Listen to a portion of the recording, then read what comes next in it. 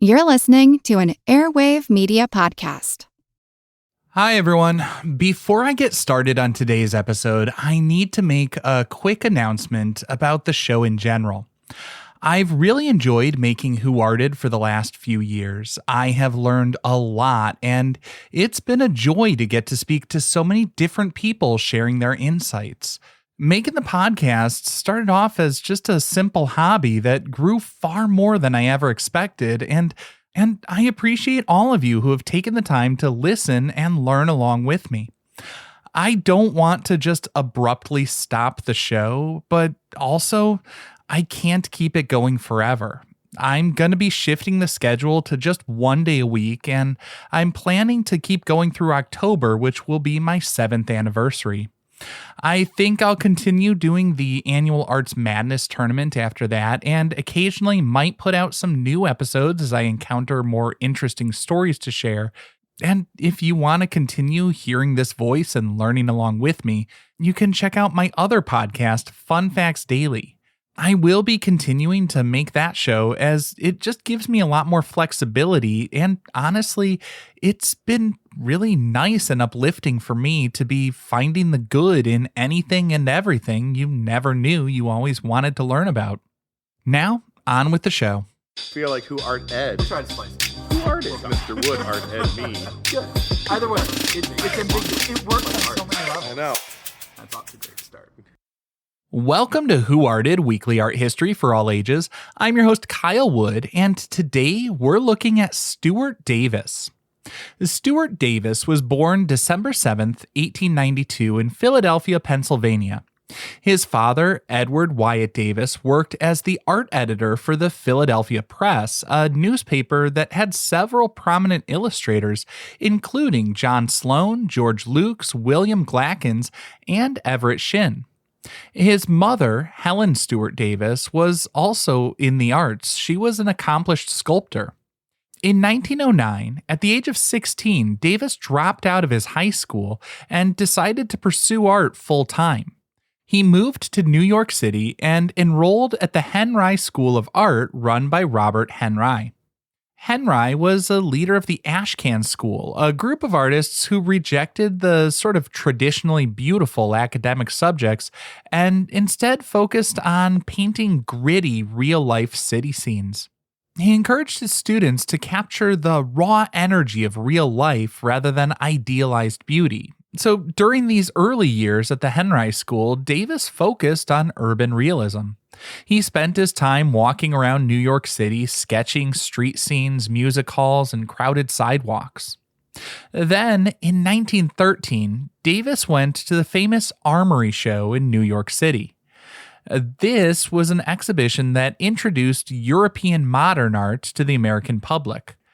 Davis actually exhibited 5 of his own watercolor paintings at the show, but seeing the works from avant-garde artists like Pablo Picasso, Henri Matisse, and Fernand Léger just totally changed the way Davis thought about painting. He realized art didn't have to just copy the real world, and so he decided to shift away from realism and dedicate himself to developing an American style of modern art. Throughout the 1920s, Davis began experimenting with different approaches like Cubism, but he applied them to distinctly American subjects. He started painting like mass-produced consumer goods, packaging. His 1921 painting, Lucky Strike, is considered one of the earliest precursors to the pop art movement. In 1927, Davis carried out one of his most famous artistic experiments, the Egg Beater series. He nailed an egg beater, an electric fan, and a rubber glove to a table in his studio and painted the arrangement continuously for a full year. By reducing the objects to basic lines, shapes, and colors, he trained himself to focus purely on the elements and the arrangement of the composition instead of representation. Now, on another note that I think is kind of important for understanding his work, Davis loved jazz music. He frequented jazz clubs in Newark and Harlem, listening to musicians like Earl Hines and Duke Ellington. Davis believed that the rhythmic structure and improvisation of jazz could be translated into abstract visual art. In 1928, he traveled to Paris for a year.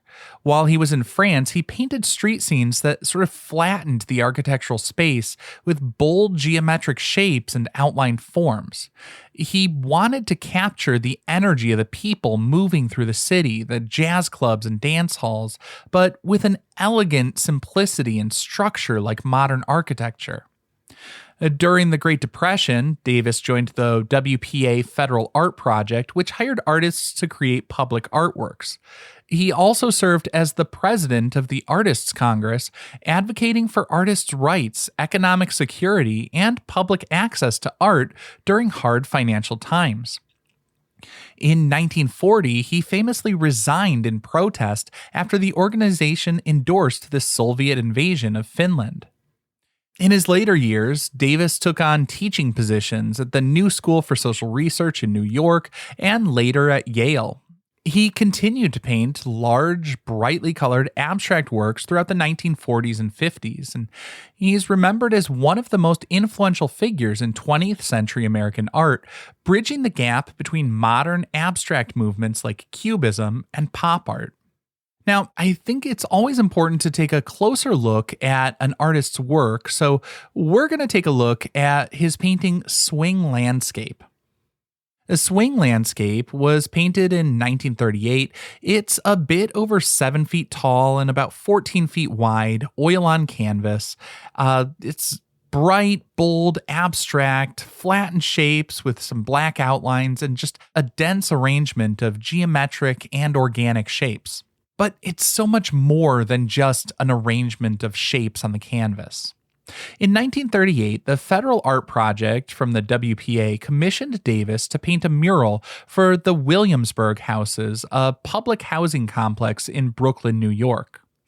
For reasons that are not entirely clear, the mural was never actually installed there. A common narrative is that the officials deemed the abstract design too complex and modern for the residential community room, but the project's head and the architect actually advocated for an abstract mural because they believed abstract art would be relaxing to the tenants. Regardless, it was eventually acquired by the Indiana University Art Museum, and that's where it still is today. When you look at Swing Landscape, you see a dense composition.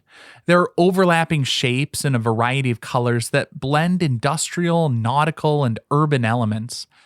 Davis drew some inspiration from the coastal town of Gloucester, Massachusetts, combined with the energy of New York City. Looking at the canvas, you can find some recognizable fragments like a sailboat mast, a pulley, buoys, gas tanks, and building frames, but they're all sort of shattered and rearranged. While a lot of the visual elements are somewhat pulled from that coast, the arrangement really feels like a town got a jazz filter applied to it. The title itself, Swing Landscape, directly references the swing era of jazz, the wildly popular music of the 1930s. Davis wanted to create the visual equivalent to a jazz big band performance. And just like jazz uses syncopation, placing emphasis on unexpected beats, Davis wanted to use contrasting colors and sharp geometric shifts to create visual rhythms across the canvas.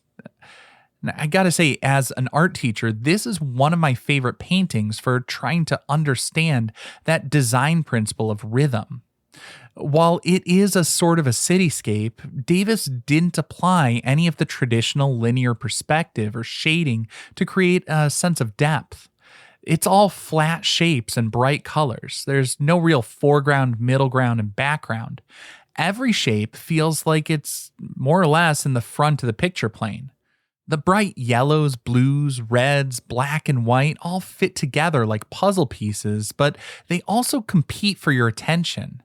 Now, all the angles create pathways that send your eye jumping around the canvas in this sort of rhythmic swinging pattern.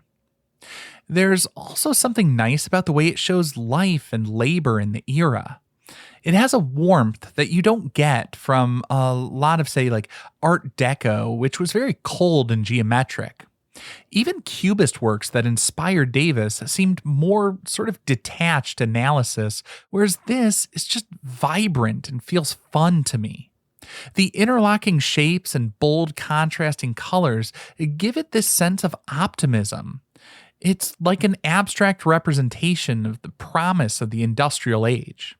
Now, interestingly, while we look at a lot of synthetic materials with a bit of skepticism and question some of the quality or worry about environmental impacts, in the early to mid 20th century, synthetic materials were a sign of the industrial age in like the best possible way. They were largely seen as cutting-edge technology full of promise to make things more affordable and accessible to the masses. The swing landscape is a hopeful vision of cultural vitality in a period when the nation was actually struggling through the Great Depression. And beyond that, it showed that public art didn't have to be limited to just simple historical illustrations. It could be modern, abstract, and even challenging. This concludes this week's episode of Who Arted, part of the Airwave Media Podcast Network.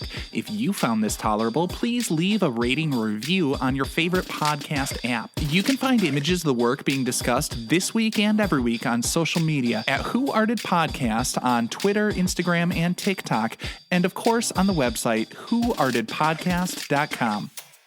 Podcast done.